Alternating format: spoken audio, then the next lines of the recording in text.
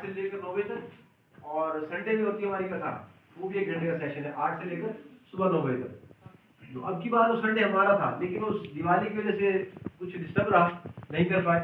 तो जो इसको लीड कर रहे हैं पाकिस्तान में, उनसे मेरी बात हुई तो उन्होंने कहा गोवर्धन पूजा को ऑनलाइन चला दीजिएगा। तो मैंने कहा ठीक है, वो बस मेरी बच्चों से बातचीत नहीं हो पाई जिसके कारण हम उसको भी सेट नहीं कर पाए। लेकिन हमारे आईटी डिपार्टमेंट के मैनेजर आ गए हैं, तो देखते हैं कितनी देर में इसको सेट कर पाएंगे। और चल रहा है, चलिए बहुत अच्छा है। तो आज दैत्यराज बलि महाराज की पूजा भी मनाई जाती है, और वो क्यों मनाई जाती है? हम वामन भगवान से परिचित होंगे। वामन भगवान को कौन कौन जानते हैं, आप बताइए। भगवान वामन का अवतार, भगवान विष्णु का एक अवतार हुआ था वामन देव के रूप में। तो आधे लोग जानते, आधे नहीं जानते। तो विष्णु के जो 24 अवतार हैं, उनमें से एक अवतार भगवान वामन के नाम से जाना जाता है। उनका नाम क्या था? उपेंद्र। उपेंद्र नाम था, और उनको वामन देव भी कहते थे क्योंकि वामन का कद बहुत छोटा था। और उपेंद्र का अर्थ होता है इंद्र महाराज के छोटे भाई, उपेंद्र। तो जब महाराज बलि ने देवताओं से राजपाट को छीन लिया, और देवता लोग व्याकुल होकर भगवान विष्णु के पास गए और उनसे प्रार्थना की कि हमारे राजपाट को हमें वापस दिलाइए, क्योंकि अक्सर हम सुनते ही देवताओं में और असुरों में युद्ध चलता ही रहता है स्वर्ग को लेकर। देवता चाहते हैं हम स्वर्ग पर राज्य करें, और असुर चाहते हैं हम स्वर्ग पर राज्य करें। तो देवता जब तक राज्य करके स्वर्ग पर, जब तक तो ठीक रहता है, लेकिन जैसे असुरों का राज्य होता है तो फिर पूरे संसार में गड़बड़ी शुरू हो जाती है। जैसे हम देखते हैं हिरण्यकशिपु का राज्य, उन्होंने भी देवताओं को भगाकर वहां से स्वर्ग से अपना राज्य स्थापित कर लिया। स्वर्ग के राजा कौन हो गए? हिरण्यकशिपु। और उन्होंने देवताओं पर इतना अत्याचार किया कि देवता अपनी मर्जी से कुछ कर नहीं सकते थे। भूमि जो है अपनी मर्जी से उपजाऊ नहीं बन सकती थी। भूमि को हिरण्यकशिपु ने ऑर्डर कर दिया कि तुमने 12 महीने अनाज देना है। अब गंदुम का एक सीजन है, सीजन पर ही गंदुम निकलेगी, और इसी तरह से कपास होगी, कोई भी चीज है धरती से जो उपजाऊ होती है उसका एक सीजन होता है, टाइम होता है, मौसम होता है। तो मौसम के मुताबिक ही फल देता है पृथ्वी वाली। लेकिन हिरण्यकशिपु ने यह ऑर्डर कर दिया कि तुम्हें पूरा 12 महीने ही फल देने हैं, आम हमें सर्द में भी मिलेंगे, ऐसा ऑर्डर पास कर दिया। और इंद्र महाराज को कहते मैं इशारा करूं तो बारिश हो जानी चाहिए। अर्थात देवताओं पर भी अपना आक्रमण करके उन्होंने देवताओं को भी बहुत परेशान कर दिया। इस तरह जब, और फिर उन्होंने क्या ऐलान कर दिया कि कहीं पर भगवान की भक्ति नहीं होनी चाहिए, जो भगवान की भक्ति करेगा उसको नरक में डाल दो, और जो पाप करेगा, जो खोटे कर्म करेगा, उसको स्वर्ग दे दिया जाए। अब स्वर्ग का राजा कोई भी कुछ कर सकता है वो। तो जब असुरों का राज्य होता है तो तब इस तरह की गड़बड़ी चलती है धर्म में। धर्म के विपरीत कार्य होते हैं सारे। जैसे हम देखते हैं ना, धर्म क्या है, जो अच्छे कार्य करेगा उसको स्वर्ग की प्राप्ति होती है, नेक कार्य करता है, जो पुण्य कार्य करता है उसको स्वर्ग मिलता है। लेकिन हिरण्यकशिपु ने क्या ऐलान किया, जो पाप करेगा उसको स्वर्ग मिलेगा। धर्म के नियम को ही पलट दिया उसने। तो जब जब भी स्वर्ग पे देवताओं का राज्य खत्म हुआ है और असुरों का राज्य हुआ है, तब तब संसार में धर्म के नियमों को उलट दिया गया है। लेकिन जब महाराज बलि ने इस राज्य को संभाला, देवताओं को भगाकर, इंद्र को भगाकर, लेकिन बलि ने ऐसा कोई नियम उलट स्थापित नहीं किया। लेकिन फिर भी देवताओं को ऐश्वर्य को भोगने की एक आदत पड़ गई। तो सब देवता इकट्ठे होकर भगवान विष्णु के पास गए और उनसे प्रार्थना करने लगे कि हमारे राज्य को वापस दिलाइए। और इंद्र महाराज की माता का नाम क्या है? अदिति। और असुरों की माता का नाम क्या है? दैत्यों की माता का नाम क्या है? दीति। दैत्य से मतलब दीति, और आदिति मतलब दैत्यों के विपरीत, उलट में। तो फिर महाराज कश्यप मुनि जो इनके दोनों के पति हैं, दैत्यों के भी पिता हैं और देवताओं के पिता एक ही हैं, पुत्र एक ही पिता के हैं दोनों ही। उनका नाम क्या है? कश्यप मुनि, उनके पुत्र हैं। तो कश्यप मुनि ने माता अदिति को एक व्रत बताया, पयोव्रत। किस पयोव्रत को तुम करोगी तो तुम्हें एक सुंदर और महान पुत्र की प्राप्ति होगी, भगवान की ही प्राप्ति होगी। तो माता जी ने वो व्रत किया, परिवार उसमें दूध की ही सेवन होता है पूरा, और कुछ नहीं ले सकते उसमें। तो वो व्रत किया और उसके बाद भगवान वामन जी प्रकट हुए। वामन का कद छोटा था, इसलिए मैंने बताया उनको जो है वामन का नाम दिया गया। उपेंद्र नाम था, वामन वामन पुकारने लगे। तो महाराज बलि जो थे असुर राज्य थे, और वो अभी तो उन्होंने शक्ति के बल पर स्वर्ग को प्राप्त किया था, लेकिन शास्त्रिक नियम क्या है, धर्म क्या कहता है कि जिसने 100 यज्ञ कर लिए, अश्वमेध यज्ञ जिसने 100 कर लिए, और जो है इंद्र आसन का अधिकारी बन जाता है, वो इंद्र के आसन पर बैठने का अधिकारी बन जाता है। शास्त्र वैदिक नियम ये है। अब जो बलि महाराज है वो अपने यज्ञों को शुरू किया, उन्होंने राजा तो थे ही, तो उन्होंने अपने अश्वमेध यज्ञों को शुरू किया। 99 यज्ञ पूरे कर लिए, आखिरी यज्ञ रह गया। तब प्रार्थना की भगवान से, तमाम देवताओं ने कि अब एक और यज्ञ कर लिया तो लीगली ये तो अधिकारी बन जाएगा स्वर्ग का। अभी तो अनलीगल है, अपने अत्याचार के बल पर बैठा हुआ है, शक्ति के बल पर बैठा हुआ है। लेकिन अगर इसने 100 यज्ञ भी कर लिया तो ये लीगली इसका अधिकारी बन जाएगा, तो इसको कुछ कीजिए। तब भगवान एक वामन रूप में बलि महाराज के सभा में जाते हैं, और बलि महाराज का नाम मशहूर है दानवीरों में।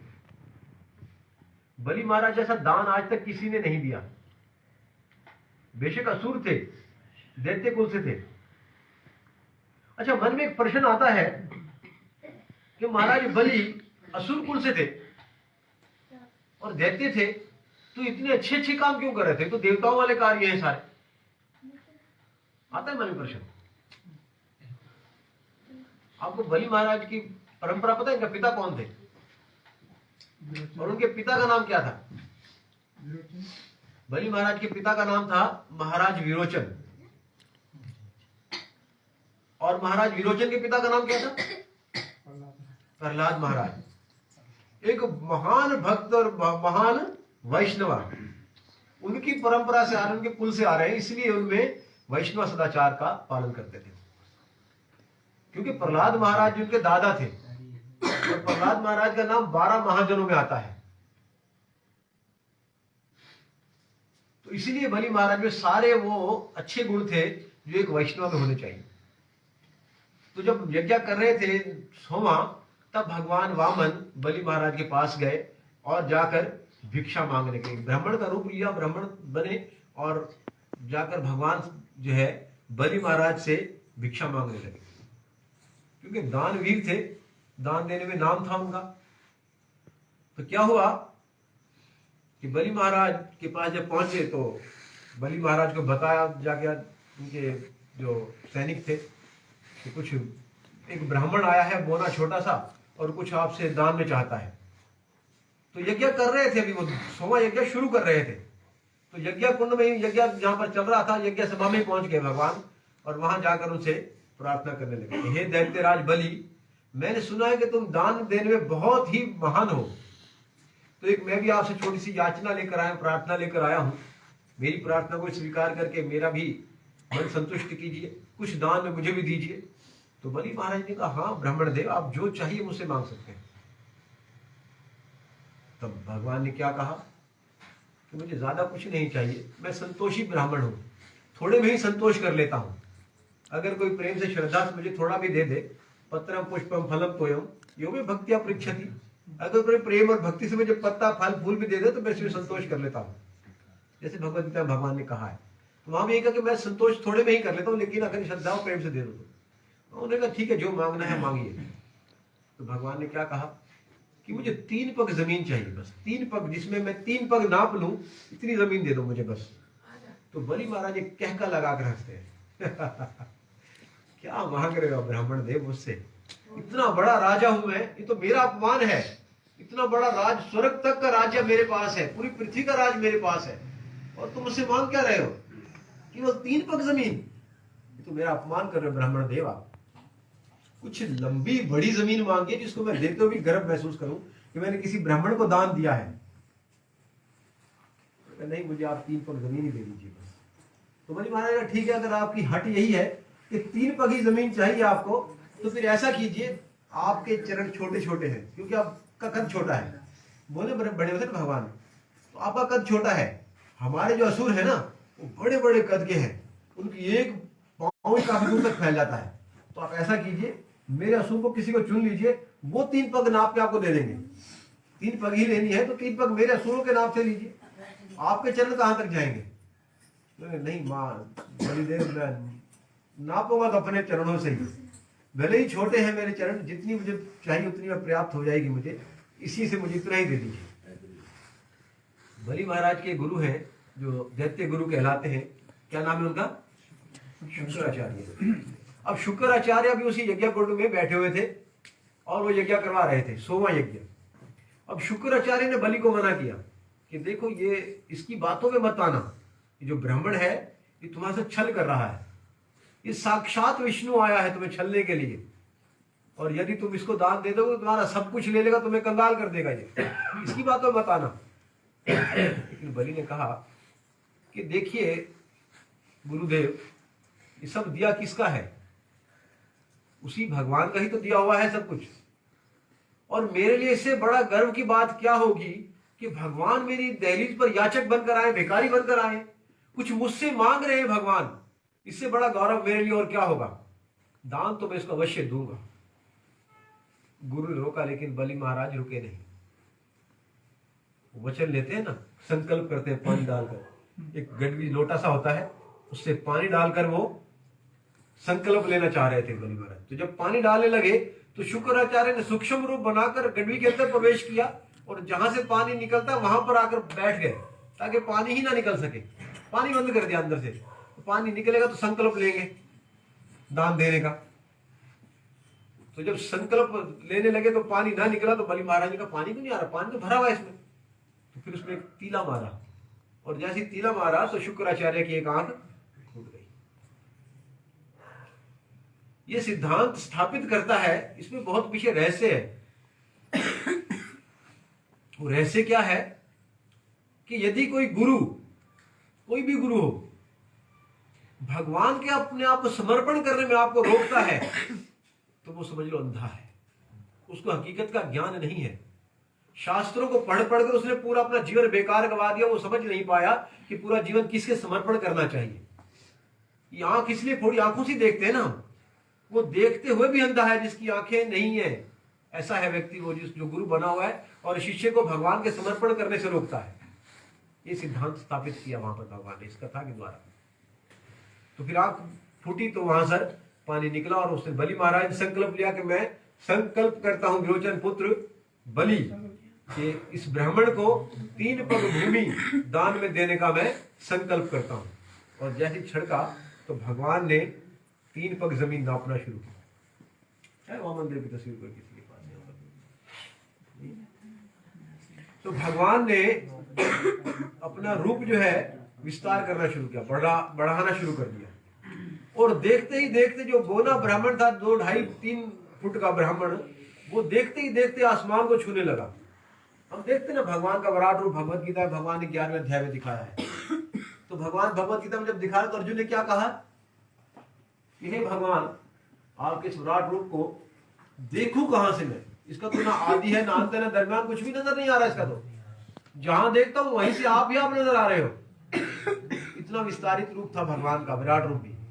इसी तरह भगवान वामन देव ने अपना रूप बढ़ाया और रूप को इतना बड़ा कर लिया कि आकाश में छूने लगा, और पहला चरण उठाया।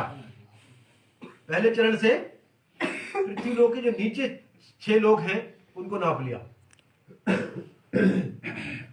अतल वितल तलातल रसातल पताल, ये सारे लोगों को नाप लिया। और दूसरा चरण जब उठाया तो भगवान ने ब्रह्मलोक तब को नाप लिया, 7 लोग ऊपर के नाप लिए, नीचे के भी 6 लोग नाप लिए, ऊपर के भी 7 लोग नाप लिए, पृथ्वी तो ठहरे ही थे। अर्थात 2 कदमों में 14 लोगों को नाप लिया उन्होंने, और 14 लोगों तक ही बलि का राज्य था, इससे आगे कहीं नहीं था। 14 लोगों को भगवान ने 2 कदमों में नाप लिया।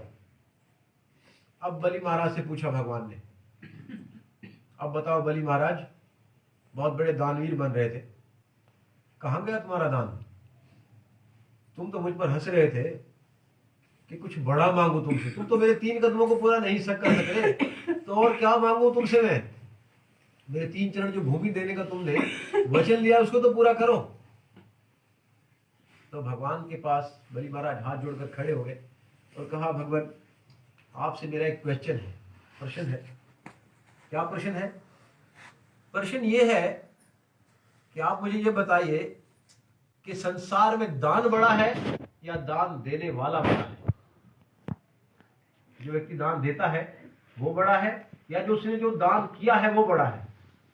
भगवान ने कहा, बलि महाराज देने वाला बड़ा होता है, क्योंकि सब उसी की संपत्ति है, इसलिए उसका मालिक है तो बड़ा हुआ। तो फिर भगवान को क्या कहा बलि महाराज ने? अपना सर उनके चरणों में झुकाकर कहा कि दान दे, मेरा सारा दान आपने नाप लिया 2 कदमों में, लेकिन दान देने वाला अभी भी सुरक्षित है, उसको नहीं नापा आपने। अपना तीसरा चरण मेरे सर पर रखा। ऐसे सर झुकाया भगवान के सामने और तीसरा चरण भगवान ने बलि महाराज के सर पर रखा। जिन चरणों को प्राप्त करने के लिए हजारों साल योगी तपस्या करते हैं, ऋषि मुनि बड़े बड़े योगी तपस्वी जंगलों में जाकर कठिन कठिन तपस्या करते हैं, चरणों की प्राप्ति नहीं होती है। बलि महाराज को 1 मिनट में चरण प्राप्त हो गए। और जब भगवान ने उनका समर्पण देखा तो बलि महाराज में बहुत प्रसन्न हुए।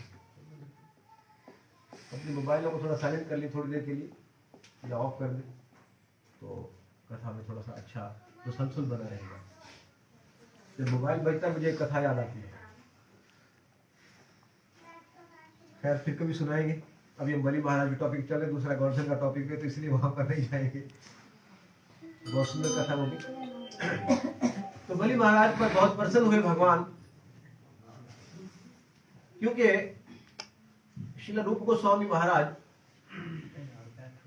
जो नोदा भक्ति प्रहलाद महाराज ने बताई है, श्रवणम कीर्तनम विष्णु स्मरणम पाद सेवनम अर्चनम वंदनम दास्यम साख्यम आत्मनिवेदनम, इन 9 भक्तों के अलग अलग 9 आचार्य हैं। श्रील रूप गोस्वामी महाराज बताते हैं एक एक भक्ति का एक एक आचार्य है।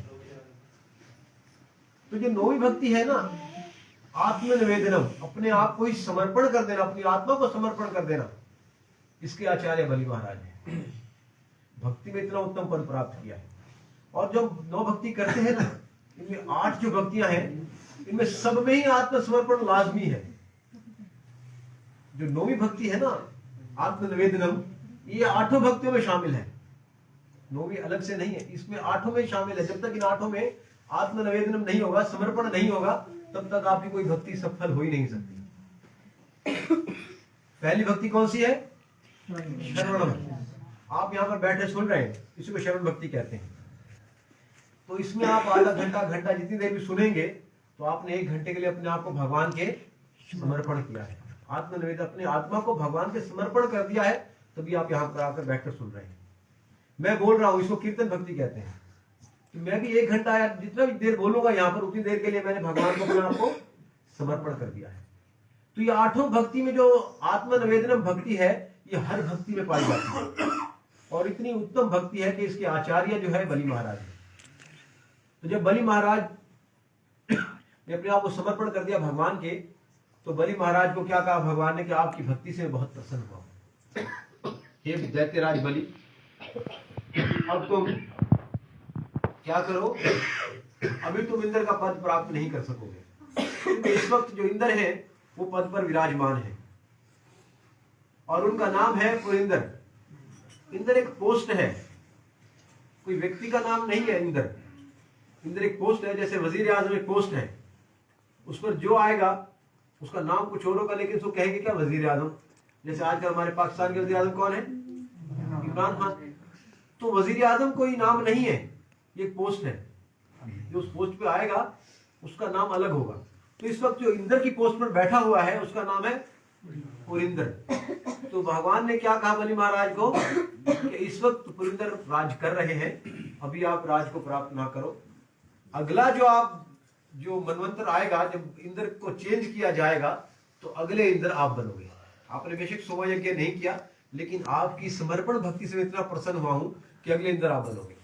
अब अगले इंद्र जो बनेंगे ना, अगला मनवंतर जब चेंज होगा, तो अगले इंद्र जो है वो बलि महाराज बनेंगे। और तब तक आप जाकर सुतल लोक में अपने राज्य को स्थापित करो। एक अलग लोक दे दिया, सुतल लोक नीचे। तो बलि महाराज ने क्या कहा, हे भगवान देखिए, मुझे आप जहां भेज रहे हैं मैं वहां पर जाने में खुश हूं, आपकी प्रसन्नता मुझे प्रिय है। जहां पर आप जाकर मुझे भेजेंगे मैं वहां पर खुश हूं, अगर आप उसमें प्रसन्न है तो।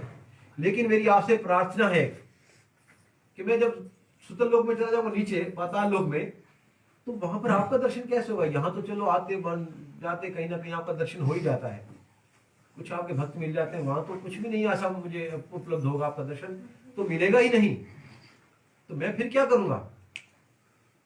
तो भगवान ने क्या कहा, हे दैत्यराज बलि आप परेशान मत हो, क्योंकि तुम्हारी समर्पण भक्ति से मैं बहुत प्रसन्न हुआ हूं, और तुम जिस सुतल लोक में जाकर रहोगे ना, उसका मैं दरबान पहरेदार बनकर, सिक्योरिटी गार्ड बनकर दरवाजे पर ठहरूंगा। ये भगवान, जब कोई हम भगवान को समर्पण करता है ना, भगवत गीता के 4थे अध्याय का 11वां श्लोक जाकर पढ़िएगा, उसमें क्या कहते हैं, ये यथा माम प्रपद्यन्ते तामस्तेषु भजामि हम। जो इंसान जिस तरह से मेरी शरण लेता है, मैं उसी तरह से उसको फल देता हूं। अब बलि महाराज ने क्या कहा, अपने आप को समर्पण कर दिया भगवान के, तो भगवान ने क्या कहा, मैं भी तुम्हें अपने आप को समर्पण करता हूं, अगर तुमने अपने आप को मुझे समर्पण किया तो ऐसा नहीं मैं अपने आप को समर्पण नहीं करूंगा, मैं तुम्हारा द्वारपाल बनकर तुम्हारे गेट पर ठहरूंगा, आते जाते जब भी तुम निकलोगे बढ़ोगे मेरा दर्शन करते रहोगे। और ये चतुर्मास जो है ना, चतुर्मास की बहुत महानता बताई जाती है। आज जो कार्तिक मंथ चल रहा है, ये चतुर्मास का अंतिम मंथ है। पहला मंथ कहां से शुरू होता है? श्रावण से। श्रावण, भादु, अश्वज और कार्तिक, ये 4 मंथ जो है हमारे साल के बहुत उत्तम मंथ माने गए हैं। जो चतुर्मास शुरू होता है उसकी पहली एकादशी का नाम क्या होता है? शयन एकादशी। उस एकादशी में भगवान सोते हैं, आराम करते हैं। और अभी दिवाली के बाद जो एकादशी आएगी ना, उसको क्या कहते हैं? उत्थान एकादशी, देवठनी भी कहते हैं जिसको। देव उठते हैं, कहते हैं ना, देव उठेंगे 11 तारीख को, दिवाली के 11 दिन बाद, तो उसको देव दिवाली भी कहते हैं, देवठनी भी कहते हैं। उत्थान एकादशी वाले दिन होती है। उत्थान का मतलब होता है उठना, और शयन का मतलब होता है सोना। शयन एकादशी में भगवान विष्णु सोते हैं और उत्थान एकादशी में उठते हैं। तो ये दैत्यराज बलि की कथा से ही रिलेटेड जो चतुर्मास है, इसी से रिलेटेड है। इसके 2 कारण हैं। एक कारण तो बाह्य कारण है कि भगवान सोते हैं। अंतरंग कारण इसका यह है कि भगवान 4 महीने लक्ष्मी माता से छुट्टी लेकर बलि महाराज की पहरेदारी करते हैं। तो जब भगवान ने बलि महाराज की अपने आप को सिक्योरिटी गार्ड के लिए अपना वहां पर पहरेदार के तौर पर भगवान ने अपने आप को समर्पण कर दिया, तो जैसे ही बलि महाराज पाताल लोक में गए, सुतल लोक में गए, वहां पर भगवान पहरेदार बनकर खड़ गए। अब जब पहरेदार बनकर खड़ गए तो 5 दिन 10 दिन लक्ष्मी माता इंतजार कर रही थी वैकुंठ में। पत्नी है ना भगवान की, तो पति अगर घर ना जाए तो पत्नी कितने दिन इंतजार करेगी? 2 दिन 4 दिन बाद परेशान होगी ना। पति ड्यूटी पर गया था, भी नहीं आया, फला भगत के पास गया तो वापस नहीं आया, कहाँ गए?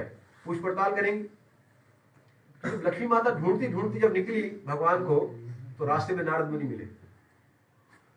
तो माता लक्ष्मी, जिनके आगे सब हाथ जोड़ते हैं, कल सब हाथ जोड़ रहे थे, तो लक्ष्मी माता नारद जी के सामने हाथ जोड़ने लगी।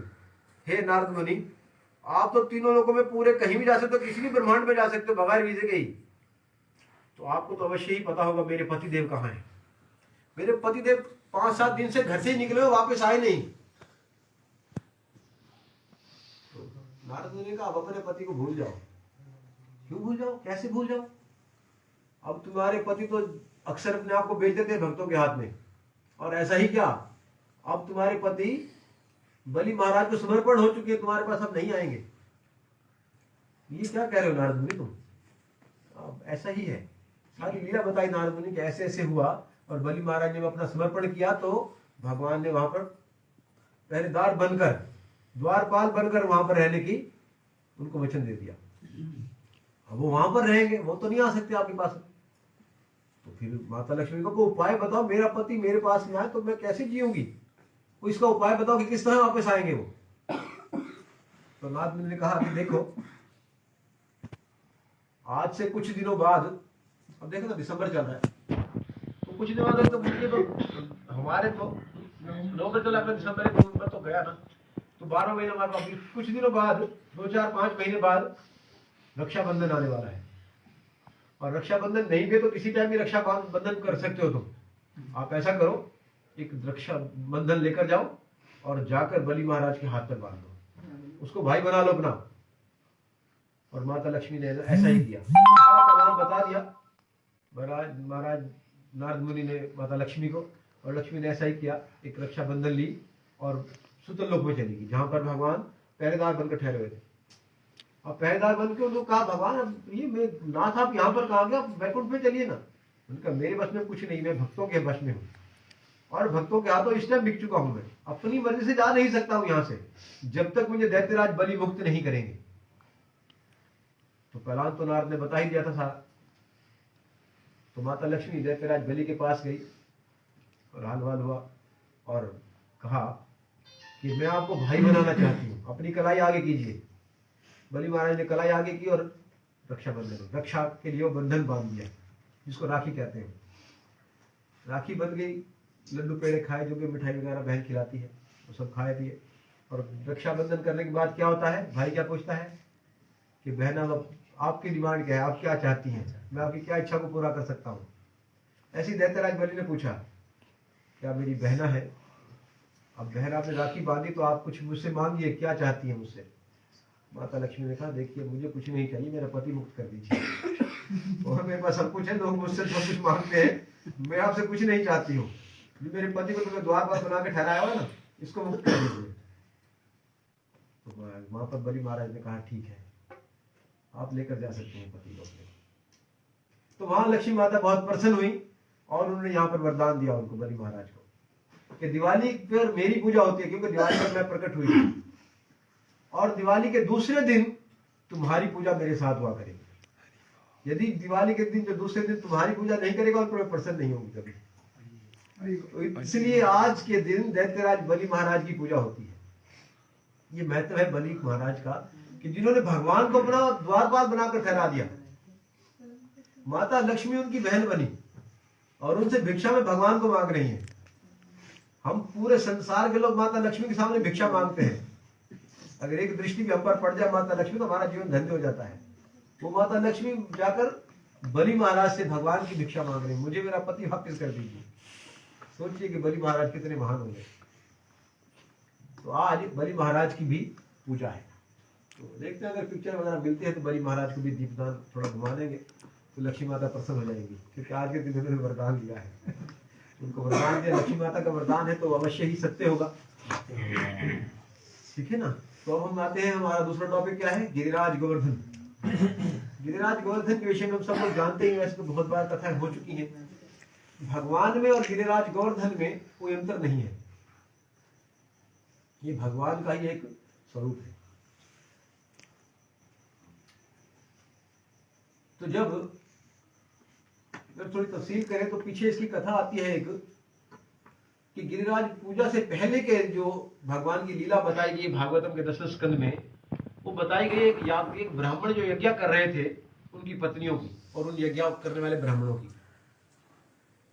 तो जंगल में जब गए भगवान अपने ग्वाल बालों के साथ, तो ग्वाल बाल बहुत भूख महसूस करने लगे। उनका मुझे बहुत भूख लगी है, कृष्ण कुछ प्रबंध कीजिए भोजन का। तब कृष्ण ने कहा कि शॉर्ट में आपको वहां पर लेकर जा रहा हूँ। तो कृष्ण ने क्या कहा कि यहाँ पर पास ही वन में कुछ ब्राह्मण लोग हैं, वो एक यज्ञ कर रहे हैं, हवन यज्ञ, वहां जाओ और वहां जाकर उनसे भोजन मांगो, देंगे, लेकिन वहां मेरा नाम मत लीजिएगा, और बलराम साथ ने इनका नाम लेना। तो जो ग्वाल बाल थे वो गए वहां पर, और जो ब्राह्मण यज्ञ कर रहे थे उनको जाकर कहा कि बलराम जी हमारे साथ यहाँ पर वन में बछड़े चराने आए हैं, तो उसमें हमें थोड़ा सा भोजन चाहिए, भूख लगी है। तो ब्राह्मण ने कोई जवाब नहीं दिया। काफी देर उनको बोलते रहे, कोई जवाब नहीं, अपने यज्ञ में लगे, स्वाहा स्वाहा स्वाहा। जिनके लिए यज्ञ कर रहे हैं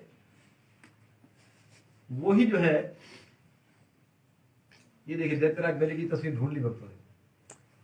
ये भगवान वामन बड़े रूप में, जो नीला रूप है भगवान का, ये वामन देव है। और जिन्होंने सर झुकाया, जिनके सर पे चरण रखा है भगवान ने, वो बलि महाराज है। नजर आया सबको? नहीं आके फिर पास बुलाकर देख सकते हैं। तो वो ब्राह्मण जो ग्वाल बाल थे गए उनके पास, उन्होंने कोई भोजन का जवाब नहीं दिया। और आकर कृष्ण ने कहा कि आपने हमें भोजन लेने की भेजा, उन्होंने कुछ भी नहीं दिया। अच्छा, तो आप ऐसा करो अब जो इनकी जो पत्नियां हैं जो इस भोजन का अरेंजमेंट कर रही हैं घर पर, साथ ही घर है इनका, वहां पर जाओ और वहां जाकर मेरा नाम लेना कि कृष्ण साथ वाले वन में आए हुए और गाय चराने के लिए, भूख लग रही है सबको, आप उनके लिए कुछ भोजन दीजिए। तब ग्वाल बाल ने कहा पहले बहुत बेइज्जती करवा कर आए यार, कहा ना क्यों ऐसा बेइज्जती कराने का क्यों सोचा आपने, यदि अब की बात जाओ आपको बार बेइज्जती नहीं होगी। ठीक है, दोस्त है, सखा है तो मानेंगे सखा। सब जाकर जो ब्राह्मण पत्नियां थी उनको जाकर कहा कि कृष्ण साथ वाले वन में गाय चराने के लिए आए हैं, लेकिन बहुत भूख लगी हमको भी और कृष्ण को भी, आप कुछ भोजन का प्रबंध कीजिए। जैसे पत्नियों ने सुना ब्राह्मणों की, सबकी सब जितना कुछ बना हुआ था सबका सब उठाकर वहां पर पहुंची जहां पर भगवान गाय चरा रहे थे, और भगवान को प्रसन्न। और जब भगवान प्रसन्न हुए तो भोजन वोजन करने के बाद जब भगवान ने कहा कि अब तुम वापस जाओ घर, तो वो कहने लगी हम वापस कैसे जाए, हम तो सब कुछ छोड़ छाड़ कर आए आपके लिए।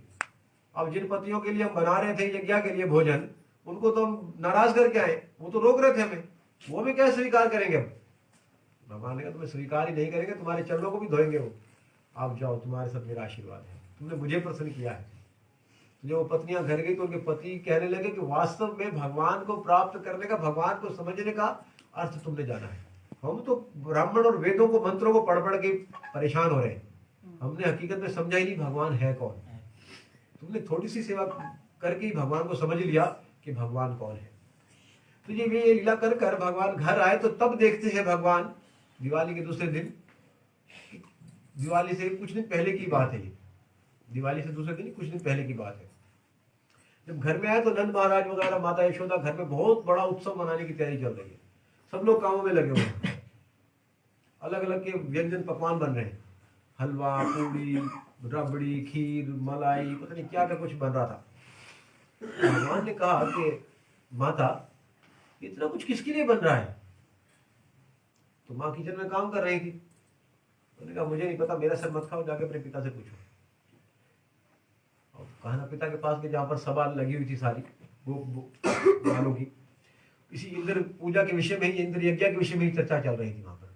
तो भगवान ने जाकर उनसे पूछा पिताजी ये यज्ञ जो ये इतनी सामग्री बन रही, इतना प्रबंध किया जा रहा है, जश्न का समय है, तो ये किसके लिए हो रहा है इतना प्रबंध।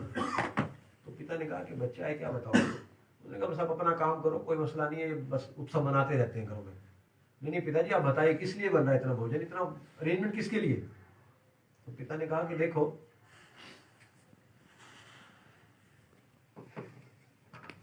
टाइम 9:08 हो गए, क्या कहेंगे आप, बस शॉर्ट करें।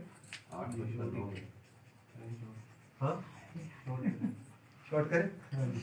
तो इंद्र महाराज के लिए वो यज्ञ की तैयारी चल रही थी, और भगवान ने पूछा तो नंद महाराज ने बताया कि इंद्र यज्ञ करना है, हम हजारों साल से हमारे दादा परदादा सब करते आ रहे हैं। तो इंद्र क्योंकि इसको यज्ञ भी क्यों करते हैं कि वो बारिश के देवता है, अगर वो बारिश नहीं देंगे तो हमारी फसल जो है वो अच्छी नहीं होगी, किसान है और गाय चराना हमारा काम है, तो हमारी फसल अच्छी जब नहीं होगी तो हमारे घर में तंगी आ जाएगी। तो इसलिए देवताओं में इंद्र महाराज स्वर्ग के राजा और बारिश के देवता हैं, उनकी पूजा करना बहुत जरूरी है। उनकी पूजा करते हैं तो वो बारिश अच्छी मात्रा में बरसाते हैं प्रसन्न होकर, और फिर हमारा खेती बाड़ी का काम जो वो बहुत अच्छा चलता है। तो भगवान ने बहुत सारे तर्क दिए कि इंद्र महाराज तो वहां भी बारिश करते हैं जहाँ पानी की जरूरत नहीं है, जैसे पहाड़ पर क्या जरूरत है पानी की, जैसे समुद्र में बारिश नहीं होती, समुद्र में भी होती है, तो वहां पानी की क्या जरूरत है। इंद्र महाराज अपनी ड्यूटी के द्वारा पाबंद है बारिश करने के, तुम यज्ञ करो ना करो उससे कोई फर्क नहीं पड़ता, तुम कोई यज्ञ मत करो, इंद्र महाराज तुम्हारी जरूरत को पूरा करेंगे, उनकी ड्यूटी है। हकीकत में भगवान इंद्र महाराज को क्रोध दिलवाना चाहते थे कि वो क्रोधित हो और कोई ऐसा कार्य करे, क्योंकि उनको अहंकार आ गया था अपने राज का कि मैं राजा हूं, दम्भ था इंद्र महाराज को, स्वर्ग के राजा है ना, तो सोच में सब पूरा दुनिया का ही राजा बन गया। तब भगवान उनके मान को, उनके अहंकार को भंग करने के लिए इस लीला का आयोजन किया। तो सबने गोपों ने कहा कि देखो तुम अगर कहते हो कि इसकी इंद्र की पूजा रोक दें ना करें, फिर करें क्या, कि देखो हमें जो है गाय के लिए घास चाहिए, और वो घास जड़ी बूटी और सब हमारी सहायता कौन करता है, कहाँ हमारी गाय चरने जाती है, गिरिराज गोवर्धन पर, तो हमें गिरिराज गोवर्धन की पूजा करनी चाहिए।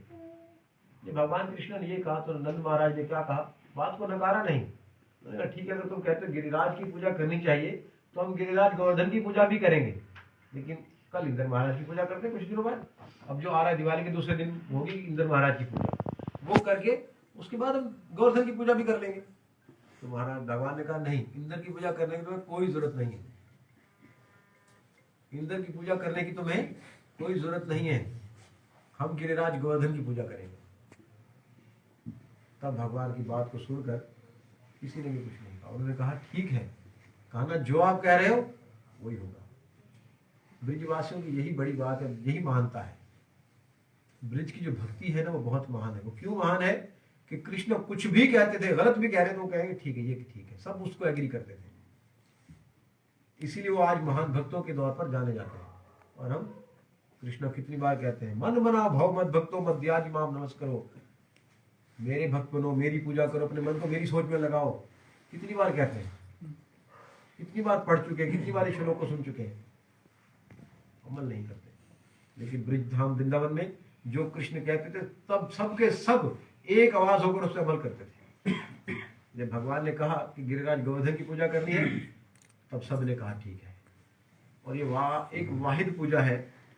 जन्माष्टमी में हम भगवान की पूजा करते हैं, जगन्नाथ रथ यात्रा पर हम अलग से रथ निकालते हैं, अलग अलग पूजा हम ऑर्गेनाइज करते हैं, मनाते हैं। एक वाहिद पूजा जो भगवान ने ऑर्गेनाइज की, गोवर्धन पूजा, इसको शुरू भगवान ने किया, इसलिए बहुत महान है। और सब लोग भगवान गिरिराज गोवर्धन के पास गए और जाकर गिरिराज की जो सामग्री सारी बनाई थी इंद्र के लिए, बड़े बड़े रेड़ों पर, छकड़ाओं पर रखकर वो गिरिराज गोवर्धन के पास पहुंचे और गिरिराज गोवर्धन की पूजा शुरू की। तब गिरिराज गोवर्धन की जब पूजा शुरू की तो भगवान ने अपना ही एक रूप विस्तार किया और गिरिराज रूप के रूप में वहां पर प्रकट हो गए। और इतने बड़े बड़े ढेर लगे हुए थे, ये तो मैं छोटा सा ढेर लगाया, कुछ भी नहीं है तो उसके सामने 1% भी नहीं है। पहाड़ के समान अनाज के ढेर लगे हुए थे, हलवे के, पूरियों के, खीर के, ऐसे बड़ी खीर का कैसे ढेर लगेगा, खीर का ढेर तो नहीं लग सकता। क्या किए हुए थे, गड्ढे मारे हुए थे बड़े बड़े, उसके अंदर खीर डली हुई थी, ऐसे भरे हुए थे, दाल भात पता नहीं क्या, कुछ अनेकों प्रकार के भोजन थे वहां पर। और जब प्रार्थना की भगवान से, भगवान ने एक अपना रूप विस्तार किया, गोवर्धन गिरिराज गोवर्धन के रूप में प्रकट हुए और सबका सब ऐसे उठा उठा कर खाने लगे। एक निवाले में पूरा ढेर अंदर, पूरा पहाड़ अंदर। अब जब सब खाने लगा और लिया, फिर भगवान जब खा लेते थे, जब प्रसाद भोजन खत्म हो गया तो क्या कहते हैं भगवान, अन्य और अन्य और अन्य और। इसलिए गिरिराज गोवर्धन का एक नाम है अन्नकूट, अन्य और से अन्नकूट बनाइए। तो भगवान गिरिराज ने अन्य और, फिर जब और मांगने लगे और लेकर आए सारे ब्रिजवासी, तो फिर गिरिराज कहने लगे, कहना है कैसा देता पुजवा रहा है भाई तू, वो तो थोड़ा सा ही लेता था, बाकी हमारे छोड़ी, तो हमारे लिए कुछ भी नहीं छोड़ रहा है, सबका सब खाया जा रहा है तो हमें भी खा जाएगा। तब भगवान ने अपनी लीला को शुरू किया और जितना पड़ा था भोजन उससे ज्यादा बढ़ गया। एक भगवान ने अपना विस्तार किया और सब दृष्टि जब डाली उस भोजन पर तो इतना बढ़ गया सबका सब, और सबको आशीर्वाद दिया कि सब लोग जिसने गिरिराज की गोवर्धन की पूजा की उसको मेरा दिव्य प्रेम प्राप्त होगा, क्योंकि मुझमें और गिरिराज गोवर्धन में कोई अंतर नहीं है। और एक और बात बताई वहां पर, वो क्या बताया, इसको पढ़कर बताऊंगा आपको। आपने कथा की जा रही, क्या था,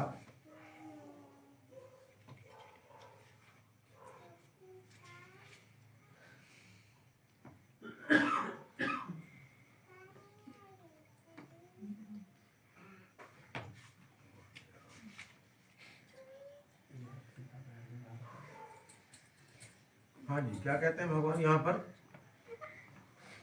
वो कहते हैं कि अगर कोई भी मेरी तरफ से जाति तौर पर की जाने वाली इस गोवर्धन पूजा को, इसको किसने आरंभ किया, भगवान ने इसको शुरू किया है। तो कह रहे मेरी तरफ से जो शुरू की गई ये गोवर्धन पूजा है, इसको अगर कोई नजरअंदाज करता है तो वो कभी भी खुश नहीं रहेगा। जो इसको नजरअंदाज करेगा वो कभी खुश नहीं रहेगा। इस गोवर्धन पहाड़ पर कई सांप हैं और जो लोग इस गोवर्धन पूजा के मुकर्ररा प्राइज को नजरअंदाज करते हैं वो इन सांपों के जरिए काटे जाएंगे और मारे जाएंगे। तो ये जो गोवर्धन पूजा है ये बहुत महत्वपूर्ण है, इसको भगवान की तरह ही पूजना चाहिए, क्योंकि भगवान में और गिरिराज गोवर्धन में कोई अंतर नहीं है। तो सब हम खुश ही रहना चाहते हैं, कोई भी ऐसा नहीं कि कहीं दुखी रहना चाहता हूँ।